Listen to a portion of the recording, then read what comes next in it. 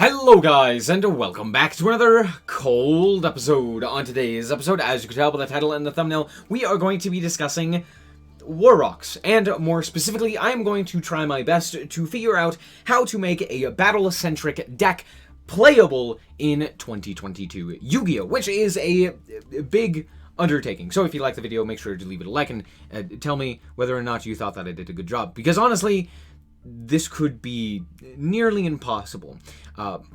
Decks that center around the battle phase or gaining advantage through the battle phase is really difficult in the current metagame, given the fact that a lot of decks in particular just can entirely skip the battle phase and still deal with your entire board.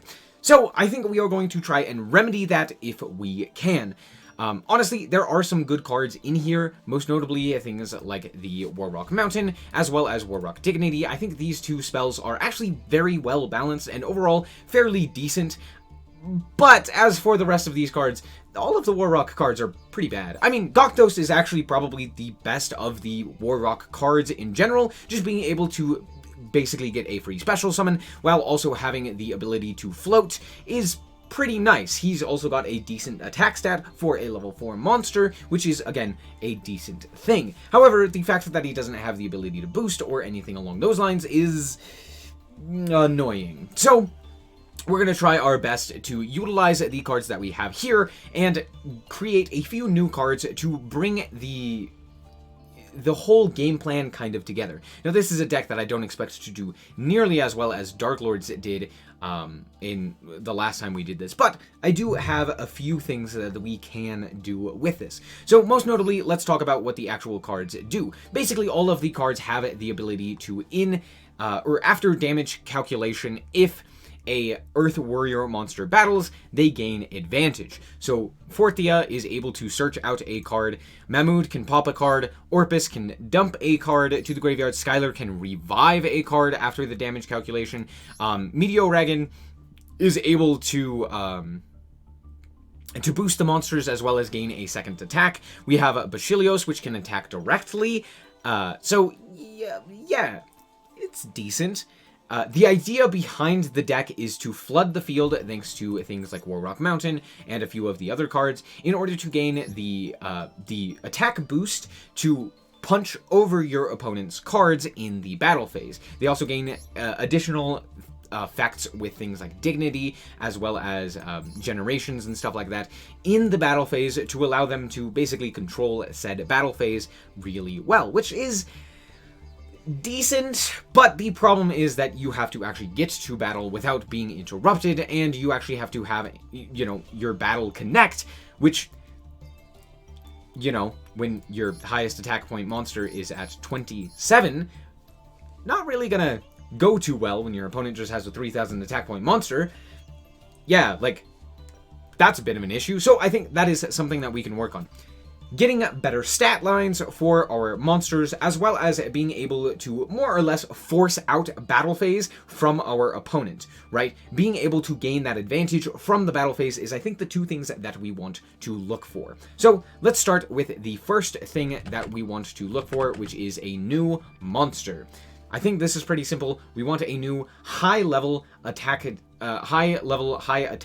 monster in order to go into off of things like a Forthia, a Gokdos, or what have you after they float, or just to search out so that we can get them onto the field. So that's what we're going to look for. Alright, so here we are with the first card. Yes, ignore the art. So let's talk about the actual effect here. So first and foremost, if you control no other monsters, you can normal summon this card without tributing. This one makes it a little bit too generic. I could think of, maybe some other restrictions, like maybe you require another Earth Warrior on your side of the field, or we could do something as simple as, for the rest of this turn, you can only normal or special summon Earth Warrior monsters, but I don't really want to restrict the deck specifically in the extra deck in what they could potentially go into. Like, for example, I don't want to lock them into only being able to go for, Baguska or something like that, because there are other plays that you can make, which I really do like, that this deck can do. Now, it does take up your normal summon, so I don't think it will be that big of an issue. Also, given the fact that it would only really be a big beater, I don't see this actually being playable as, a staple, as something like Fenrir warrior would, or something along those lines in, for example, tier or what have you. So I think it's okay, but that could potentially cause issues. I don't really care. If this automatically becomes a staple, good. It's funny. As for the rest of this, while this card is face-up on the field, your opponent must attack this card if able. If this card battles, your opponent cannot activate cards or effects until the end of the damage step. So these do two things. First and foremost, it forces your opponent to attack into this card, and at 31/31, it is a big boy. Pretty simple. Oh, I forgot to add the... I forgot to add something. The little closet. Well, we'll get to that in a second. Yeah, this also allows you to basically always win combat. Giving the Warrocks in Ancient Gear like effect is very good overall. Just allowing them to, again, win combat and actually gain your effects when you need to, right? So you go to battle, you activate the effect, you go to battle, you turn off your opponent's effects, and then all of a sudden things like your Forthia, your Mahmood, your other such cards are able to now activate, and you're good to go. So, yeah, overall, I think that is a good thing. Then, if a Earth Warrior monster has battled this turn, doesn't even have to be on the field, just as long as it has battled this turn, figured, hey, let's loosen the restrictions. We're already, solely in the Earth Warrior monster having to battle type effect, but like it could have battled whenever, You can activate this effect, quick effect. Your opponent cannot special summon monsters from the extra deck until the end of the next turn. So this does one of two, well, it does two things, basically. It allows you to basically have a floodgate type effect, a lingering effect to lock your opponent out of the extra deck, which is really good for Warrocks. It's kind of like a scythe on legs, while also having the ability to just kind of like keep it on an even playing ground, seeing as how Warrocks don't really use the extra deck as much, and they want to utilize their big bodies, their big main deck monsters, in order to gain that advantage. So I think this kind of makes it a more fair back and forth, where it's like, hey, we're going to just beat each other over the head with big bunguses. That's the plan. That's kind of what I was thinking with this one. It is a bit of a floodgate, but honestly, if you wanted to make a deck good, you have to give it a floodgate or you give it infinite negates. Those are your two options. Not really, but that's kind of what we're going for. Also, what I need to do is add in the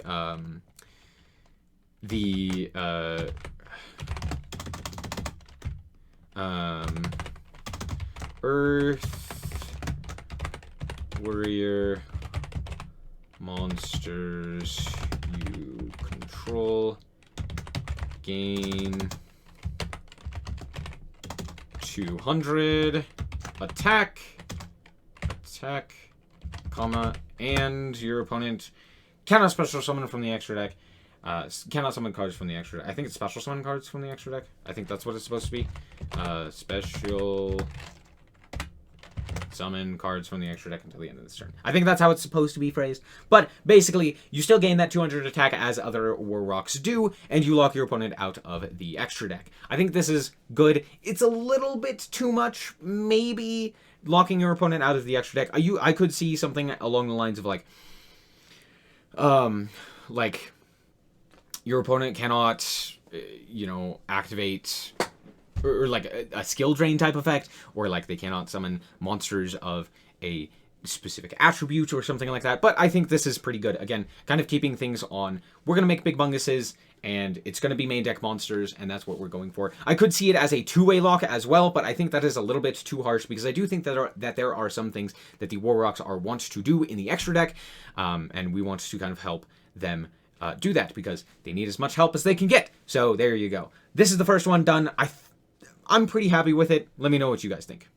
Alright, so the next thing I wanted to talk about is the actual game plan that is Warrocks. Right now, they need the battle phase, so obviously it is an idea to go second. You kind of want to do that, and so because of that, there are kind of two schools of thought. You can either play a myriad of hand traps in order to, you know, prevent your opponent from basically playing the game, and then slap down your War Rocks and go from there, or you can play big board breakers. Now, granted, board breakers in the current meta are definitely better, and obviously this is through Master Duel, so we're not playing like the Bestials and stuff like that. We would actually be playing in the TCG or the OCG, but the fact of the matter is, I think we want to more skew towards things like board breakers, being able to break your opponent's board, hit over their big monsters, and continue from there. I mean, we already started out with Wayne being able to, or Dwayne, I should say, being able to just like slap him down, basically contest any other monster on the field, similar to something like Pankratops, right? You slap it down, you attack it in, and now you're kind of cleaning up the board in an efficient manner. And I think we want to follow suit with that by giving the War Rocks another spell that is able to more assist in cleaning up the board while still adding some sort of advantage. So something similar to a, maybe not as powerful as something generic like Lightning Storm or Dark Ruler no more, but something along those lines. So a spell that is able to deal with more specifically back row, either preventing your opponent from activating it or something along those lines, to more easily get your monsters onto your field to then win combat. The idea here is to win combat with our War Rocks and basically prevent our opponent from interacting with the back row. We can win, we can beat the monsters, that's easy, but we need to deal with that back row. So let's create a card that does just that. Allows us to get to our also, something that could potentially allow us to get to our monsters. So, let's do that. Alright, I am definitely not an artist, and I really shouldn't be doing this, but it's fine. So, here we have a very interesting spell that I don't know how I feel about it, but it's pretty interesting. It's basically a retrained version of Twin Twister, but specifically for War Rocks. So, we have War Rock Fury. This card is a card that your opponent cannot respond to. If your opponent controls more monsters than you do, your opponent cannot respond to this card's effect or activation. Very simply put, if your opponent sets 5, they can activate something in response to this, but if they summon a monster, you slap this down and deal with their back row. Good, I like it. But what it does is you discard a War Rock card, because I realized at first I hadn't added some sort of clause in order to allow you to only play this in War Rocks, and I was like, oh, this is just a better version of Twin Twister. Oops. So I had to add this in just so that we actually had something as like a cost. But you discard, target up to 2 spells, spell trap cards that your opponent controls, destroy them, and if you do, add a War Rock card of the same type, spell, or trap as the destroyed card. This is really nice. It allows you to search out something like War Rock Mountain while also dealing with back row. Now, granted, you do have to actually destroy the cards, and I chose specifically to destroy the cards because I think that there are a lot more ways to save from destruction than there are to save from banishing. So if I were to have something like a Cosmic Cyclone-like effect for the War Rock Fury, it could be a little bit too, well, it could be very powerful, and it would probably activate more often, but the fact of the matter is that this is more so to deal with back row than it is to get a search card. And so, being able to protect the back row from potential destruction, like with, I don't know, the Lord of the Heavenly Prisons, I was like, the guy that reveals himself. That's what that was. Then, like, this card isn't really going to do anything. But I still think that that's okay overall. And most likely it is going to get you a trap card because most people don't set spells, but it can have that potential. And since it isn't specifically set cards, you could also deal with things like field spells that could be problematic, or you could deal with like continuous traps or stuff like that. So this is basically an in-archetype out to a lot of like floodgates and the like, so I do like that as well. Maybe we could change it to banish those targets. This should say destroy them. Destroy the, I guess those targets. And if you do a War Rock card of the same type, add a War Rock card of the same type as a destroyed card from deck to hand. There you go. Or I guess you could say you can add. You can add a War Rock. card of the same Warrock. This needs to be in quotes. Oh, we're troubleshooting together, guys. But that's fine. So yeah, overall, it just allows you to add the Warrock card that you may need. And at this point, I do want to actually add a trap. I have a trap in mind that allows us to basically force our opponent to battle us. I think that is a good idea, just kind of forcing our opponent to actually battle and to go to specifically the battle phase. So again, we can add those, or we can gain that advantage from what we've had previously with Dwayne, while also having, you know, Warrock Mountain or Fortia or all of those other cards, Dignity and the like. So I think overall, so far so good. I still think that the deck is lacking. It's very inconsistent, which I think is the biggest problem. So let's see what we can do about that. But first and foremost, let's add that trap that we could potentially search. Now, obviously we have Generations and the like, but let's see what we can do in terms of a trap card that can actually help us specifically get to that battle phase and win combat. Alright, so here we are with that trap card that I mentioned. So, Warrock Battle Plan. I actually really like this artwork. It looks good. It's literally just a whole bunch of the actual artworks of the cards just kind of slapped together. Ignore Orpus sitting down here in the background. Just, that doesn't exist. It's fine. But each player must enter battle phase before they can end the turn. I really like this effect. First of all, this is one of the few effects that actually, I think this may be the only effect of this kind where it actually forces you to go into a specific phase before you can end the turn, which is pretty cool. I like that. But Warrock monsters you control gain 200 attack for each Earth Warrior monster on the field and in the graveyards. Or I should say, this should be in the graveyards. Yes, there we go. I think that's how that works. Anyway, so this basically allows you to boost up your monsters, and since this is also kind of a pseudo battle trap, you could potentially use this to like win combat if you so need to. But importantly, this is a continuous trap, which means that it's going to stick around on the field, continually boosting your monsters. This now means that Fortia by himself, is able to now beat over most normal summonable monsters, or most normal summonable level 4 combo starters, and or what have you, right? This means that now you're actually able to win that combat, which is wildly important. You don't know how many times it has been where someone would normal summon Alubar, or normal summon just a myriad of other 1800 attack point monsters. I would normal summon Fortia and just stare at my opponent and be like, oh crap, I don't win this. Uh-oh. And then I would lose because my Fortia doesn't have the ability to actually do anything. So, oops, now we can. Great. And with the previous card being able to search out this one in particular, it's also very nice. However, given the fact that we would most likely be going second, this being a battle trap, it means that it's not as useful on your first turn, but that's less so the point, because it does force your opponent to go to the battle phase, which then you could go into something like Dwayne, or more specifically just have like Dignity or Warrock Mountain or something like that to summon out more monsters. Overall, still good. The last part is really where this card becomes interesting. So first things first, during the battle phase, if you control no monsters, target a Warrock monster in your graveyard and special summon it. You may notice something there.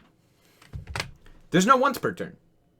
Now, we could simply add a once per turn, and now it becomes fair and balanced.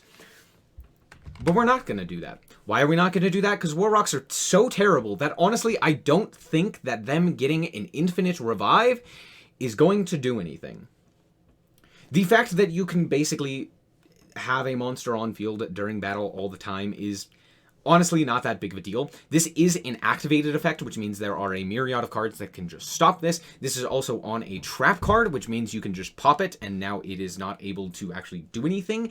Sure, like, you could just, like, bring a monster back, but it's only during the battle phase, and you have to control no monsters. And it only targets Warrocks. So, in reality, this is a fair card. I really couldn't see you ever breaking this card, even with something as overpowered as Dwayne in your graveyard. I really don't think that this would be a problem. There are so many answers to this card, and it's not just like, draw the out. It's like, you literally have infinite outs to this card. Almost every deck has an out to this card, so I really don't see it as that big of an issue. But it does mean that basically, if you are forced to go to the battle phase in order to end your turn, you are always going to be winning that combat, which means if you're going second, you wipe your opponent's field, you summon out a Dwayne, you set this card, and you stare at your opponent goes, they start playing the game.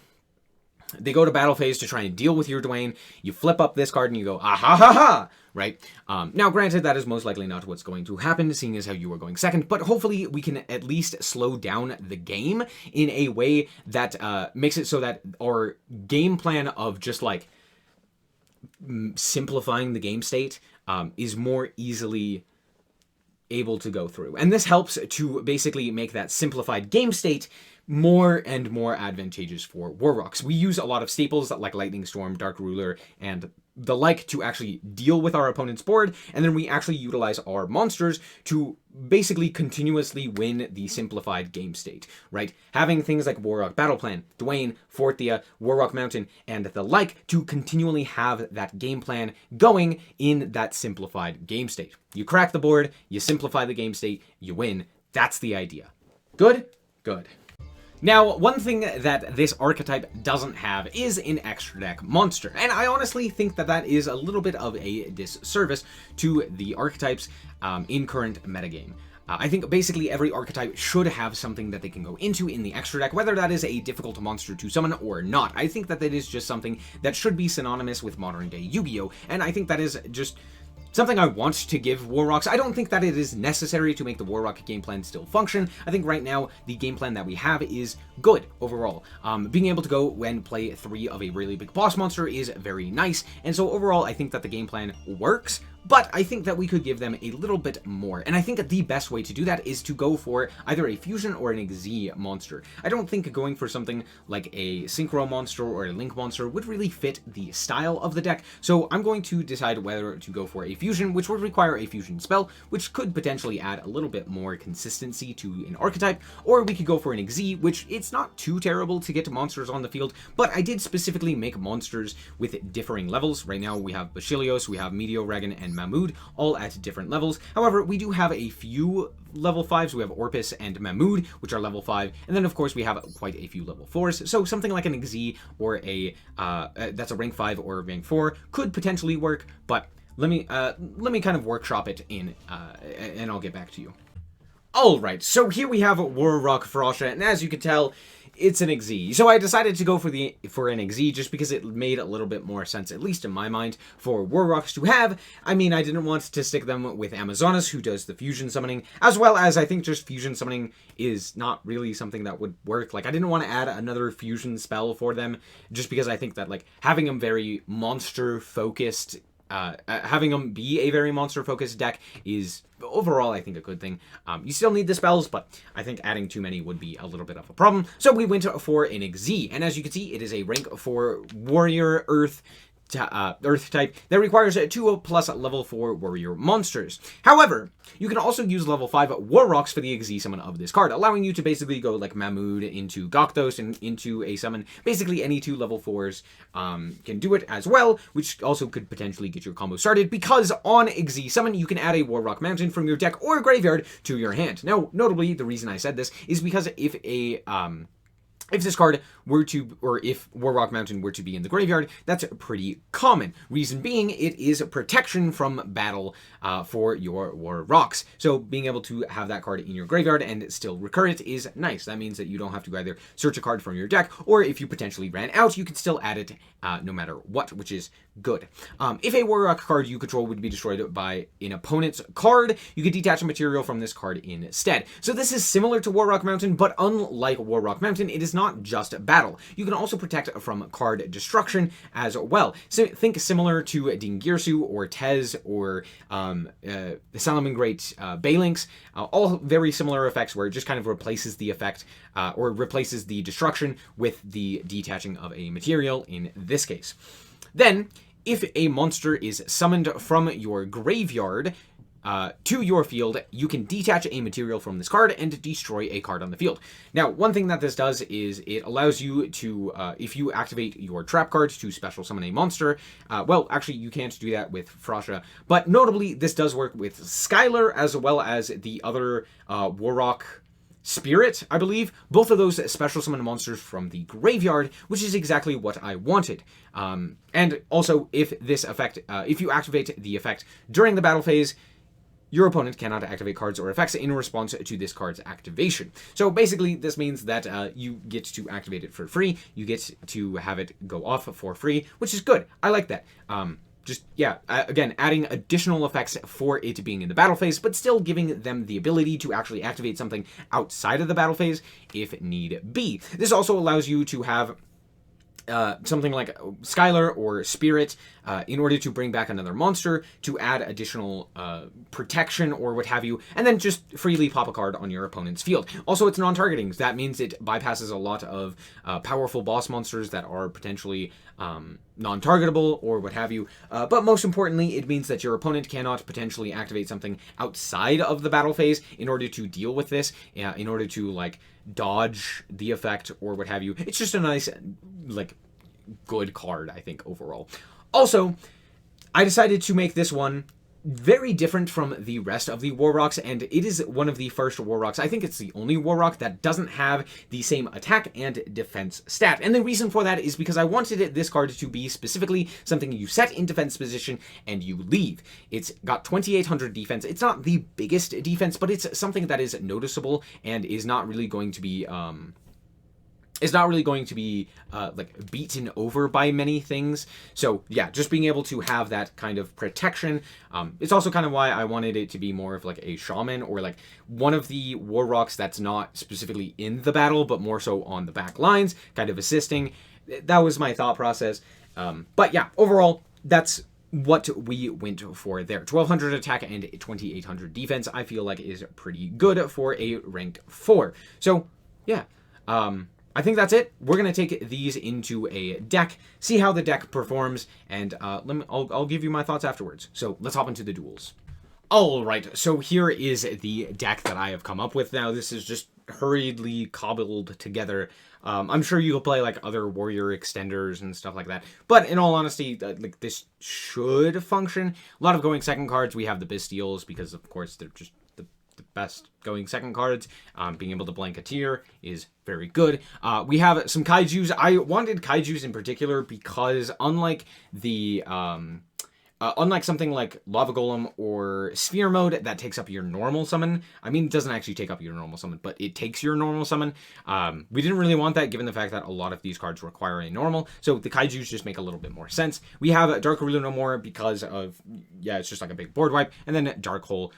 Being able to protect our own cards due to Thrasha means that we are able to kind of just use this as like a Regeki. However, the reason for this one as well is that it could potentially get us out of like any weird locks or like or stuff like that. Potentially get a monster off of the field, which then we could use Battle Plan to bring it back. So yeah, just kind of like there are some like incidental synergies as well. So yeah, this could just be Raigeki, but there are a few things that, like, also getting rid of things like the Bastiles as well, so that we can have just warriors on our side of the field is also a good thing. So yeah, just kind of like dealing with our own cards. Then of course we have the Triple Dwayne. This is just the best one. So yeah, obviously we're going to be playing the most of it. High attack stat, you like to see it. Triple Forthia, triple Gokdos. Gokdos is just like the best one to be able to special summon alongside any of these other ones, so that's very nice. Yeah, we have one Mahmood, we have one Meteoragon, we have one Orpus, we have one Skylar, and we have 2 Wento. As for our spells, we have 1 Dignity. Realistically, we don't need more than that. We have a triple Fury, just being able to deal with the back row, so we have a lot of ways to deal with monsters. This is our way to deal with back row. Things like Scream, Crime, the Runic cards, the field spells that are so prominent. Yeah, just being able to deal with those, very good. We have ourselves the triple Warrock Mountain, the 1 Spirit, we have the 2nd in the side, as well as the 2nd Dignity, and then we have, of course, 2 Battle Plan. Now, the reason we're playing 2 is just because in case one gets dealt with, we have the 2nd one, and notably, they stack. So you could have technically 3 of these, and your monsters would gain 600 instead of 200 for each warrior, or for each Warrock monster, which is, or sorry, I should say, for each Earth Warrior monster, which is pretty good. So yeah, overall, just having a 2nd one isn't that big of a deal. Yeah. As for the side deck, we have the 1 Pank, we have triple Gamma and Driver, we have the 1 Called By, 1 Feather Duster, triple Lightning Storm, just in case we need more ways to deal with back row, or if my opponent is like putting a lot of monsters in attack position. Being able to go Lightning Storm is pretty nice. So yeah, there's that. We have the 1 Dignity, the 1 Spirit, and a triple Imperm. Just like a few really powerful hand traps, the Imperms, the Gammas, stuff like that.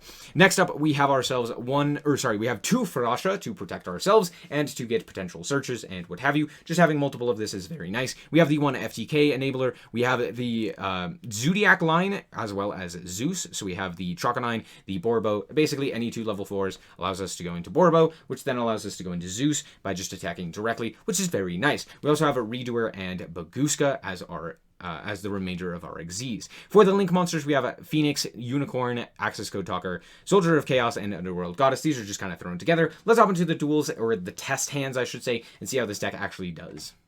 Alright, so this is our first test hand, and immediately this is doing exactly what we want.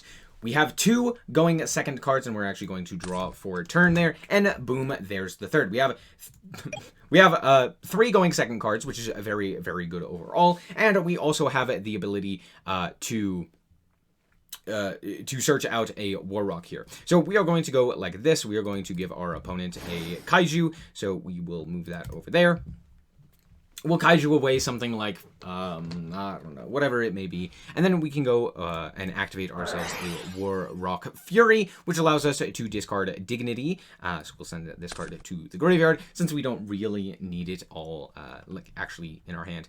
We'll deal with something like the 2 back row, or what have you, which is normally a Soliek and a Crime, or something along those lines. So we can do that. Our opponent cannot respond to it anyway, so it doesn't really matter, even if they had something. We're just going to get rid of those. And then we also get a Search. So we're going to act as if we get that search of a spell or a trap. So it's most likely going to be a trap. So we're going to add it to our hand to the Warrock Battle Plan. At this point, we can go and activate our Dark Hole, deal with the board. Potentially something comes back like a Lulucaris or what have you. But most notably, the Kaiju and potentially other such problematic cards are now gone. We can go for the Warrock Mountain, which then allows us to... which now allows us to search out our... we could search out Gokdos, we could search out Dwayne. I think Dwayne is probably the best one, so we'll just add this guy to hand, and then we will just simply normal summon the dude. So, there we go. Now we can go to battle phase, and during battle phase, we'll activate the effect of our Warrock Mountain. We get to special summon out our Forthia, and then we get to go to battle. So we're going to attack with this guy, act as if the Kaiju is potentially like a Lulucaros, or... is that what it is? Which one? I think it's the Lulucaros that special summons itself, or like returns itself to the field. So yeah, we'll walk into that one. Our opponent can't activate anything. We walk in, and then we also get a search with Fortia. So at this point, we could search out a myriad of different cards. I think the best one to go for is probably additional follow-up in Mountain or Spirit. I'm gonna go for Mountain. I think Mountain is probably just the better option overall. I think at this point, like, realistically, I should have gone for Dignity. Dignity's in the grave. Can't really go for that. I guess Fury would probably have been the better one. Yeah. I always forget that is a card that Ooh, not what I wanted. I forget that is a card that I can actually search here. So we'll put this card back, and we'll actually search out this one. So, there we go. Yeah, then we get to go and attack in also with the Forthia, which then allows us to go main phase 2 after the search, and we get to set this, as well as this. Where is it? Set, there we go. And so now we have ourselves the Warrock Fury, which actually technically isn't doing anything right now, but it, it could if we draw into something. Like a Warrock, and then we also have a battle plan to boost up our monsters, to force battle phase, and to bring back something like Dwayne, which is currently on the field, which they could potentially deal with in a myriad of ways. So, not the greatest, but also not the worst. I think it's better than it previously was. It now has a focused game plan of being able to actually just like break the opponent's board and then like put yourself into an advantageous situation with the back row, like Warrock Battle Plan and the like. It's still bad. I'm not gonna lie. After seeing this, it's still bad. There are still major issues with the deck, and is it ever going to be able to compete at the top tables? Probably not. But notably, it now has a focused game plan. It actually does what it's supposed to do, it does it consistently, and your game plan of winning combat is more likely to go through. Forcing combat as well is very cool, and it's a unique playstyle that most other decks that have like battle-centric styles don't do. I like that. I think it's a cool game plan. Let's try another hand. All right, this hand is very different, but still pretty good. We have Forthia, Gokdos, Dwayne, and Fury, as well as Wento is in there as well. And honestly, I'm not sure I actually like Wento in general, just due to the fact that now we have Wayne, we have some of these other ways to boost up our attack. I really don't think we need extra attack stats, and that's basically all Wento does. So maybe we cut that card, maybe add in another Orpus and another Mahmood, something along those lines, but overall, this is still pretty good. We're going to draw for turn. That's a great draw, but we are going to start off with our Warrock Fury.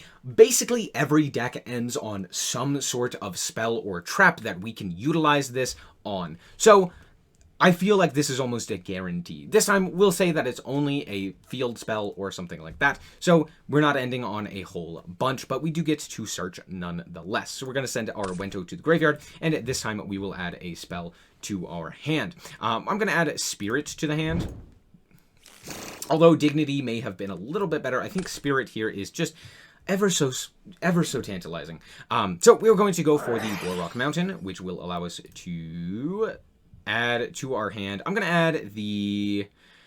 If they don't have back row, Mahmood isn't really going to do much, so I'm actually going to add to my hand the Skylar. I think Skylar is the play. So we're going to add Skylar to the hand. We are going to then normal summon out our Forthia. Forthia will allow us, or on that normal summon, we'll be able to special summon out the Gokdos, which will then allow us to overlay... Overlay for Frasha.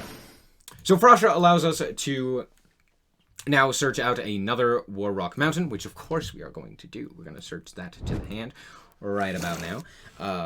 And then we get to go for our battle phase. In battle phase, we can go and special summon out our Warrock Dwayne, which then allows us to go to battle. Now granted, most likely none of this would have actually gone through, given just how the meta works right now. The Warrock Mountain probably would have been popped. We probably wouldn't have had Skylar, or you know, I don't know. There's a few things that maybe wouldn't have gone through. Most notably, Gokdos probably wouldn't have actually been summoned. But that's beside the point. We still get Dwayne onto our side of the field, so now we can go to battle. We can go to combat, and then we can also activate our effect of the Warrock Spirit in order to special summon a Wento. Or our Wento. I didn't mean to do that. My bad. Sorry. This goes to... no. There we go. And then, when this is summoned during the battle phase, our Frasha will activate. We will detach a material, and then we get to pop a card, which is pretty cool. And then we also get to go and win combat with Dwayne, which is also pretty nice. Now, granted, yeah, there's not really a great way of getting extra advantage. At this point, we're just kind of ending our turn here. Sure, our opponent can't, like, do anything, but, like, you know, if they already have a whole bunch on field, it's not looking good. But we do get to lock them quickly out of the extra deck. So, at the very least, we're not having to deal with a tier element player just comboing off into infinity. So, there's that. I don't know. It seems good. It's not crazy, but, I mean, being able to consistently lock your opponent out of the extra deck is pretty good, if I do say so myself, so I'm not too unhappy. Let's do one more test hand. I think there's still a little bit more that we can do. You know, sometimes it do be like that. However, while we do have two of our search targets with the Warrock Battle Plan, we can also just send it to the graveyard if we so need to, because it does say any Warrock card. So, there you go. Yeah, we're going to obviously draw for a turn, and, okay. Now, granted, I'm stupid and didn't make this a hard once per turn. That's my fault. I definitely intended this to be a hard once per turn, so don't roast me in the comments. This is supposed to be a hard once per turn. Whoops.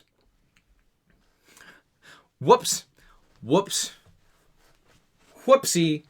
Anyway, let's go for this. Let's activate the effect. We are going to pitch this card to the graveyard. We are then going to be able to pop 2 of our opponent's cards. Let's say we only actually hit a trap, which means we're actually not going to get anything here. Okay, that's fine, because what we can do is we can just normal summon the Gokdos, set a card, and pass. There's literally nothing that we can actually do here. Realistically, this is a pretty terrible hand. I'm not gonna lie. But let's say we actually did get the ability to search out a spell, so we're going to add it to our hand, the Warrock Mountain. Warrock Mountain would then be able to be activated, which would then allow us to search out our Fortia. Fortia would then be normal summoned, and then we could overlay these 2 in order to go for our Frasha, which then allows us to activate its effect in order to grab up our second Warrock Mountain. And this is just kind of more of a defensive style. We have the Fury on the opponent's turn to potentially deal with a field spell or something along those lines. We have the Warrock Battle Plan, which forces them into the battle phase, which isn't, like,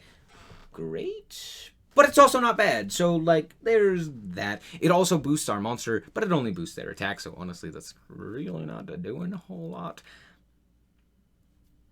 Yeah, it's not crazy good, but due to our Warrock Battle Plan, we probably don't die if they are just going straight to battle phase. Like, we should be fine.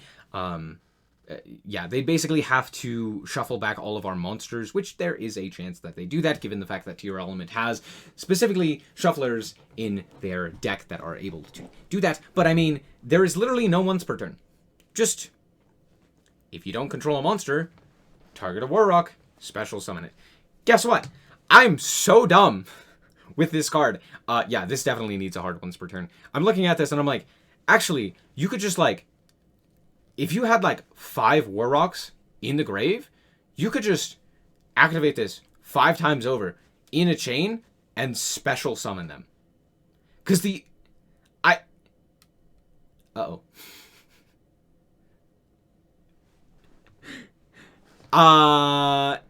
Okay.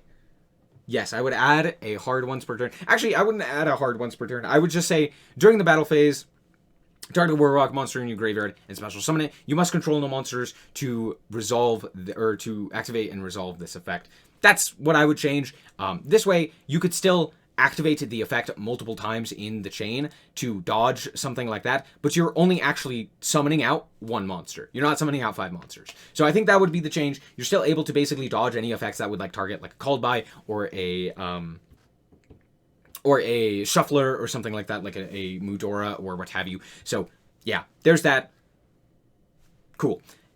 Yeah, I think overall there's now a solid game plan. Whether going first or going second, you can actually go first now with this deck thanks to Warrock Battle Plan. You're able to search out cards. You're able to also utilize your Warrock Fury in order to actually deal with potentially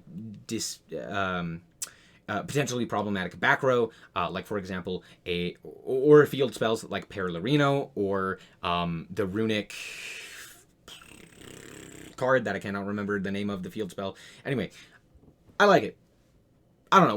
Let me know what you guys think down below. Did I do a good job? Did I fail epically? Does this make Warrock overpowered? Does it make it absolutely trash as it previously was? Let me know. I think I did a good job, but I'm biased because I'm me. So there you go. Anyway, thank you guys so much for watching. If you did indeed enjoy, a like is very much so appreciated. And if you want to check out more content like this, as well as more Yu-Gi-Oh, then just be sure to subscribe. Anyway, thank you guys so much for watching, and remember to always stay frosty. Bye-bye.